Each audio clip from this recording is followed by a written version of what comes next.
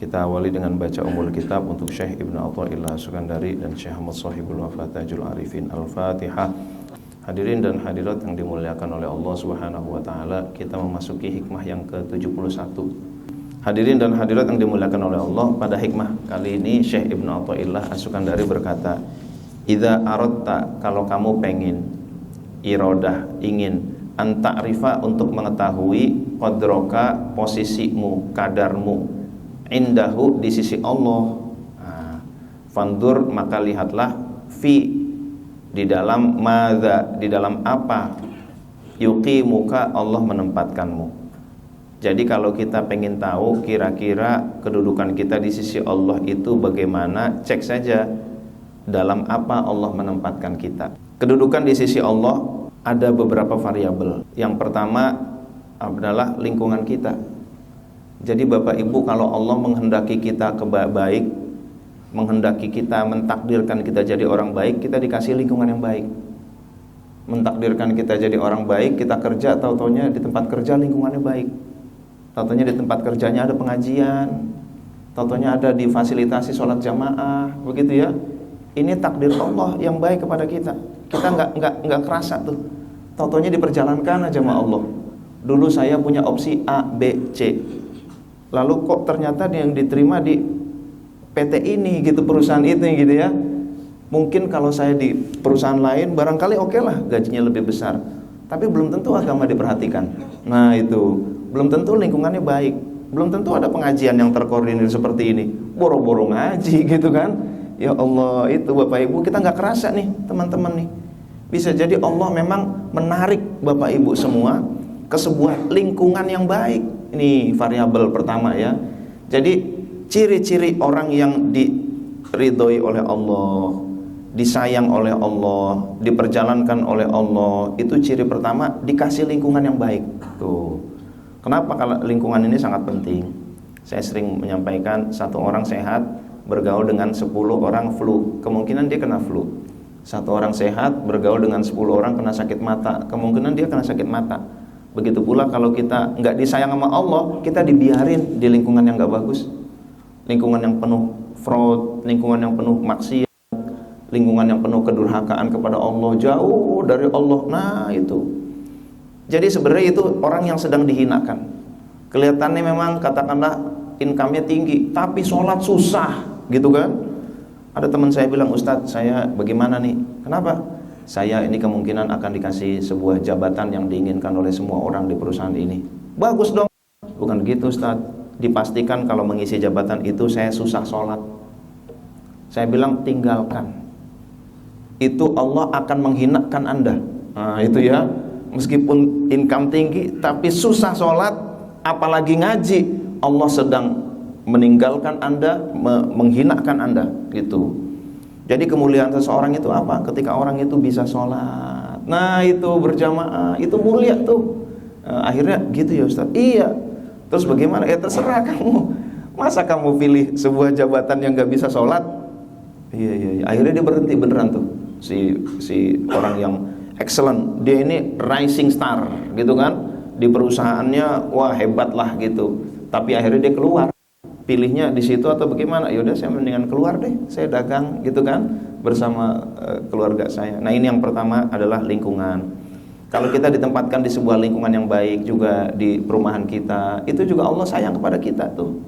Nah itu ya. Kalau lingkungan kita isinya lingkungan yang buruk, bukan dari sisi udaranya, bukan dari sisi kotornya, tapi akhlaknya gitu kan. Ya Allah, lingkungannya ternyata lingkungan yang jauh dari Allah, lingkungan yang ahli maksiat, na'udzubillah min dzalik. Tapi kalau di lingkungan kita ada sholat berjamaah, ada pengajian di lingkungan kita, apakah pengajian RT gitu kan, apakah pengajian apa, Masya Allah, ada suara-suara bulan Ramadan, ada suara-suara Al-Quran, Masya Allah, itu ya adem rasanya tuh. Yang kedua adalah kegiatan kita. Cek kegiatan kita. Kegiatan kita ini berisi kegiatan yang diridhoi oleh Allah, atau kegiatan yang biasa-biasa saja, atau kegiatan yang dimurkai oleh Allah. Itu Dari pagi apa? Dari pagi bangun tidur. Terus berapa? Ngapain? Barangkali sholat dulu, qiyamul lail. Lalu habis itu sholat subuh. Habis itu sarapan atau apa? Siap-siap menuju ke kantor, gitu kan? Di kantor dia kerja. Itu lingkungan baik tuh. Ada sholatnya dulu, gitu kan? Apalagi sholatnya berjamaah. Lalu sambil berjalan ke kantor, sambil dia berzikir kepada Allah. Nah itu. Telinganya pakai motor, telinganya nganggur, telinganya ternyata dengerin tausiah dari YouTube, gitu kan? Kupingnya dipakai earphone, sambil di jalan sambil dengerin Uwah Ustadz Adi Hidayat, Uwas Ustadz Abdus Somad, Uwas Ustadz Abdul Latif. Iya. Kemarin apa ya hikmahnya didengerin lagi tuh, gitu kan? YouTube. Nah, sampai sini dapat ilmu. Kalau enggak ya pakai misalkan aplikasi Hatam, gitu kan? Ini bukan promosi, cuma nyebut aja gitu ya. Itu lalu sampai kantor tiba-tiba hafal satu ayat. Nah, ini Bapak Ibu kalau kita kegiatannya berisi kebaikan, itu insya Allah mudah-mudahan ini cara Allah memperjalankan kita. Itu sebelum tidur dia sholat dulu, lalu dia berzikir kepada Allah dikit. Tidur dia membaca Bismikallahumma ahya wa bismika amut, Astaghfirullahaladzim. Dia ingat dosa-dosa, barangkali ada dosa-dosa. Lalu dia pun baca sholawat. Udah baca sholawat dia membaca Asmaul Husna. Asmaul Husna kepanjangan salah satu aja deh, Ya Latif, Ya Latif, Ya Latif, gitu ya. Latif lagi nih. Tapi memang begitu di Suryalaya, amaliyah sebelum tidur itu Ya Latif, Ya Latif, Ya Latif, Ya Latif. Supaya apa? Ini barangkali kolbunya lagi keras, habis kesel, ngedumel, hatinya lagi keras tuh. Dilembutkan dulu. Kalau hati keras susah tidur. Dilembutkan, ya Allah yang maha lembut, lembutkanlah hatiku ya Allah. Ya Allah yang maha lembut, lembutkanlah hatiku ya Allah. Akhirnya gampang tidur. Nah itu. Tidurnya dalam keadaan berzikir kepada Allah. Mimpinya mimpi bagus dari Allah. Nah itu ya. Sampai bangun tidur lagi. Nah checklist kegiatan kita. Yang ketiga, waktu kita habis buat apa? 1 jam ngeliatin handphone, apa yang sia-sia gitu. Ya Allah, itu ya. Jadi ada yang taat, ada yang sia-sia, ada yang maksiat. Yang sia-sia itu apa? Ya udah, pahala nggak dapat, dosa nggak dapat, itu sia-sia tuh. Nah itu. Ada taat, ada sia-sia, ada maksiat. Nah itu ya. Berikutnya, kecintaannya kepada siapa yang kita cintai? Misalkan kepada Rasulullah tentunya, kepada para sahabat, kepada para ulama. Cinta banget dia kepada Syekh Abdul Qadir Jailani. Kecintaannya kepada siapa? Oh, terbukti anak-anaknya dikasih nama ulama-ulama. Meskipun musisi gitu ya, tapi kecintaannya kelihatan tuh. Prasasti anaknya dikasih namanya siapa? Nah itulah kecintaannya. Buktinya di situ tuh. Kalau anak saya, anak pertama Khalilah Zuhriya, itu kan Khalilah karena anak saya lahir setelah ziarah ke Syekhuna Khalil Bangkalan. Jadi saya namakan Khalilah karena Syekhuna Khalil ini guru bangsa. Itu ulama-ulama besar Indonesia itu murid-muridnya Syekhuna Khalil, gitu kan. Lahir ya udah Khalilah, gitu kan. Anak kedua Labib Robbani. Ada imam namanya Imam Robbani, sufi besar gitu ya. Nah, jadi kecintaan kita ini terprasasti di dalam nama anak, gitu ya. Jadi bisa diduga kuat bahwa Ahmad Dhani Prasetyo itu ya, beliau adalah mencintai para ulama sufi. Nah itu. Mungkin kalau ada anak satu lagi namanya siapa tuh? Ibnu Athaillah Sukandari barangkali gitu ya. Nah itu satu lagi Ibnu Arabi barangkali begitu. Nah, jadi begitu Bapak Ibu. Tapi anaknya Mulan namanya bukan itu ya. Lain lagi ya. Saya nggak ngerti anaknya udah sampai situ. Saya udah nggak paham dah. Out of your coverage area, gitu kan, udah di luar jangkauan. Kecintaannya kepada siapa? Kecintaannya kepada orang-orang kafir, kepada model-model yang sama sekali bukan Islami. Nah ini teman-teman itu ya, ini mencerminkan yang ada di rumah kita foto siapa?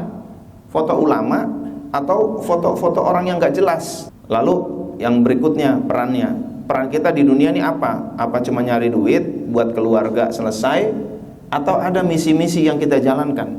Nah, ada misi khidmah. Apakah khidmah untuk duafa? Apakah khidmah untuk masjid?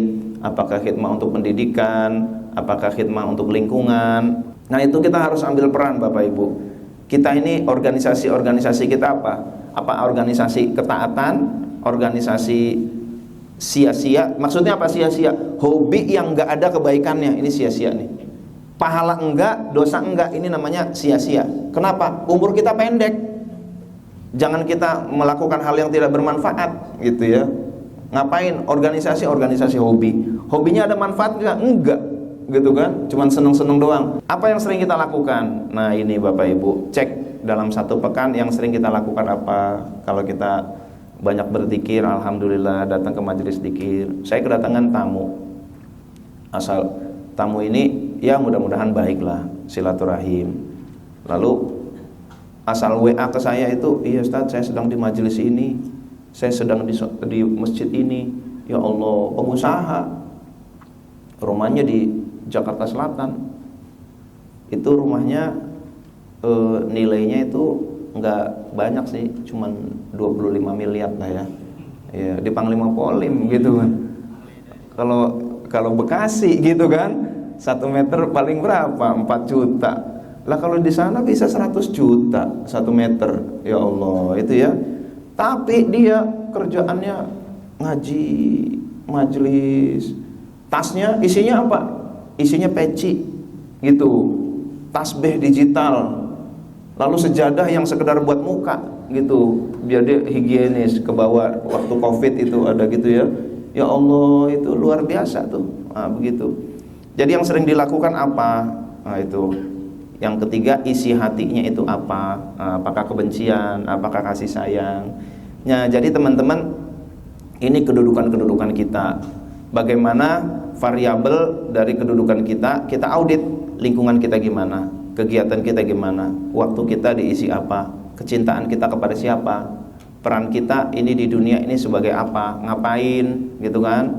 Lalu apa yang sering kita lakukan dan isi hati kita apa. Yang gak boleh itu aktivitas yang rutin kita isinya mubah, ya Allah, jangan. Atau anfaidah, nggak ada faedahnya, sia-sia. Egoisme maksudnya apa? Kerja pun bukan buat kebermanfaatan orang, tetapi untuk diri sendiri dan keluarga doang. Ini namanya egois. Orang kalau di dunia hari-hari ya berangkat pagi pulang malam, ngapain kerja ngapain? Cari duit buat apa? Buat keluarga saya. Manfaatnya apa buat orang lain? Nggak ada. Ini namanya egois. Ngapain jadi manusia? Jadi hewan aja itu pas tuh. Kalau jadi hewan yang penting keluarganya senang.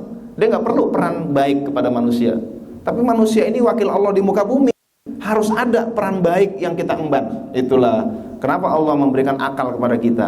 Kenapa Allah jadikan kita khalifah, wakil. Apakah wakil cuman sekedar untuk makan doang? Enggak. Wakil itu untuk hal-hal yang baik pasti gitu. Jadi kalau kita ingin jadi khalifah Allah di muka bumi, harus ada peran yang baik. Ranah berikutnya adalah ranah taat. Kegiatannya, waktunya isinya ibadah. Lingkungannya lingkungan ibadah.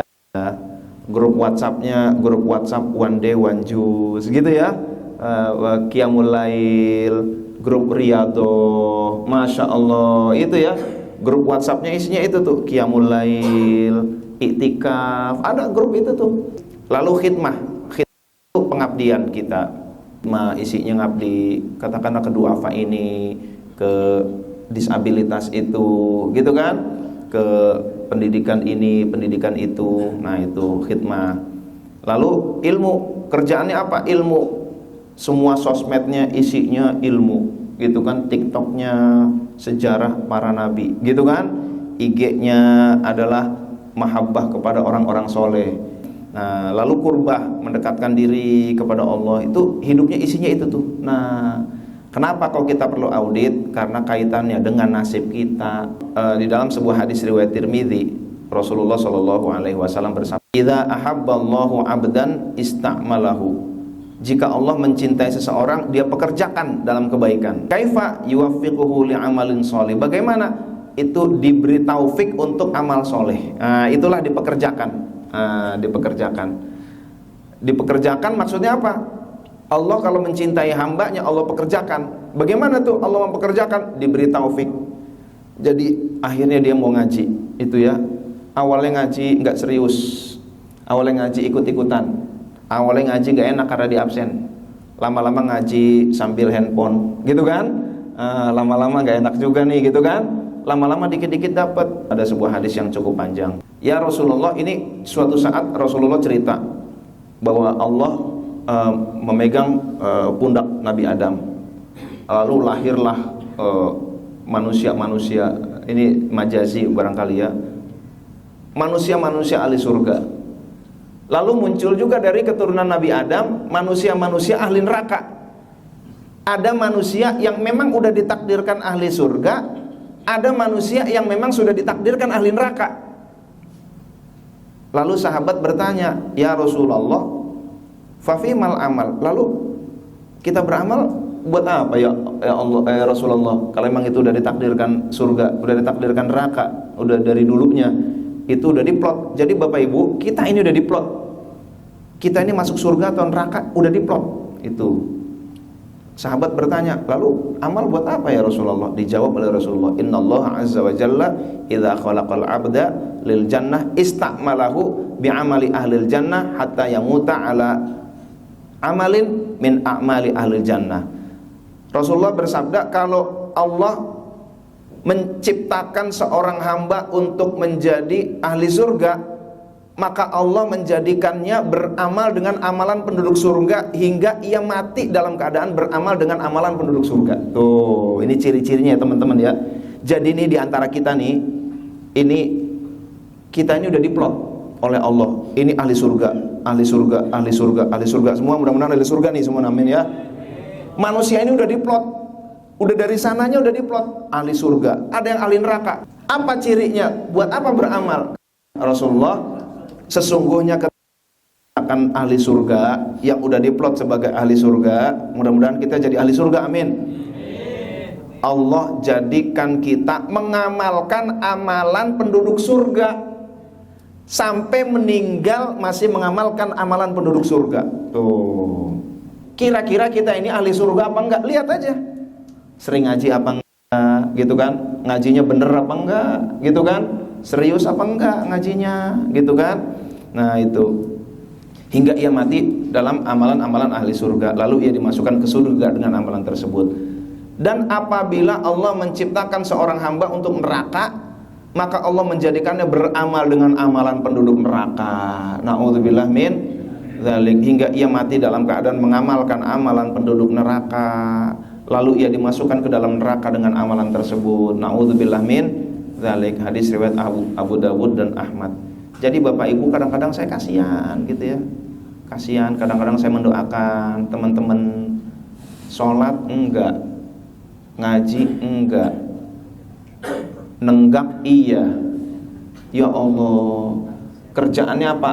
Flexing, padahal lagi ditraktir, gitu kan? Lalu kerjaannya apa? Menzolimi orang. Kerjaannya apa? Nipu orang. Ya Allah, saya kadang-kadang kasihan, ya Allah, ini temanku begini, ya Allah. Bukan berarti kita apa? Kita doakan mudah-mudahan dapat hidayah, gitu kan? Ini dia sedang mengamalkan amalan ahli neraka sebenarnya dia tuh. Ya Allah. Akhirnya Rasulullah Shallallahu Alaihi Wasallam di dalam hadis lain, Rasul bersabda, ya Rasulullah, fima ya'malul amilun. Wahai Rasulullah, lantas apa? Untuk apa orang-orang yang beramal itu melakukan amalan mereka?